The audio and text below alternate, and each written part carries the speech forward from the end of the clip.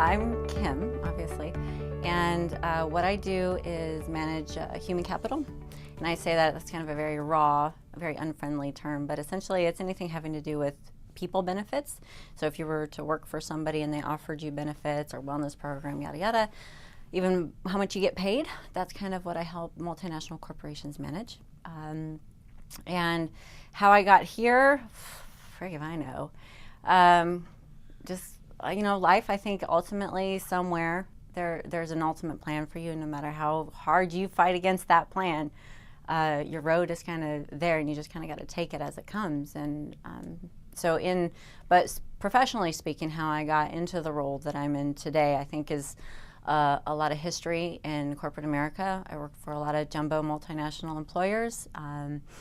Of course, where my passion took me is in wellness. And when I got into wellness, then I moved over into, after an entrepreneurial venture failed, I went into working for another corporation because, you know, I got kids. I got to keep them fed and steady. And I think just, you know, that's where kind of my career grew. What I do today has such marginally to do with really where my passion lies. But my interest in health came because of my family. So I'm half Hawaiian, have a little bit of everything else. My mom's got, not very nice, but we just say mutt, you know, because it's a lot of everything. She's got a lot of flavor in her. And, but with that comes a lot of health problems. You know, my brother has got the Samoan, Hawaiian side to him. And so he's morbidly obese. He's been obese all of his life. And my sister too, and my mom, she has Crohn's disease, and my dad has heart disease, and he fought in the war, so he has Agent Orange. So he's got just a slew of things going on. Like he's battling kidney cancer right now. And I'm trying not to get emotional because he has been very emotional. That's really why. You know, I kind of had to fix the healthcare system was failing them. So I wanted to do something to help them. And it started with kind of preventive thought, you know, where my mind kind of goes from just stop the problem from the very beginning. And there's some things that you just can't prevent, but you can do your best to manage them. So that's kind of where it grew.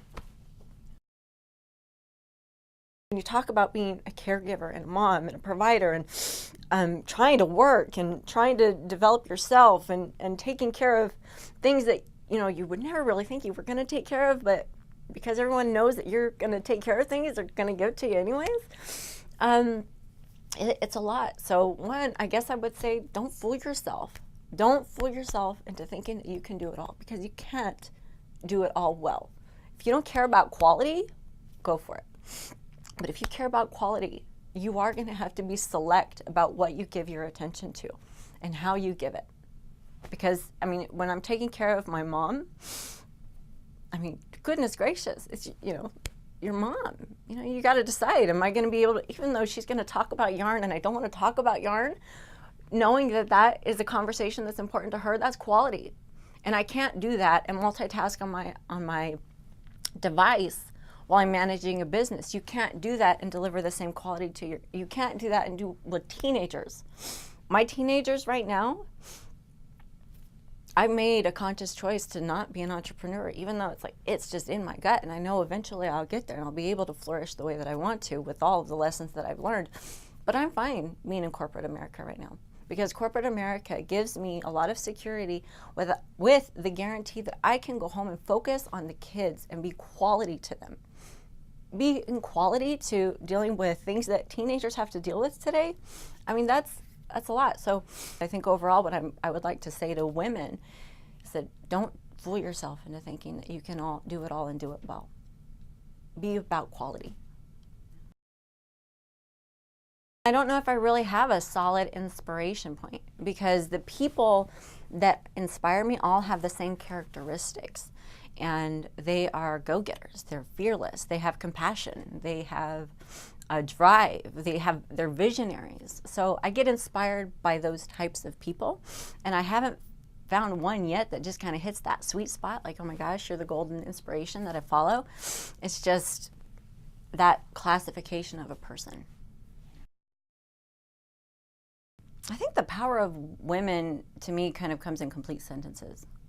the power of women to do something, to be the motivators, to be the change agents, to be influencers, to be caretakers, the power of women to evolve societies, the power of women to teach and educate on things that are complex, the power of women to be vulnerable. I think in terms of sentences, I don't think in terms of what that means to me.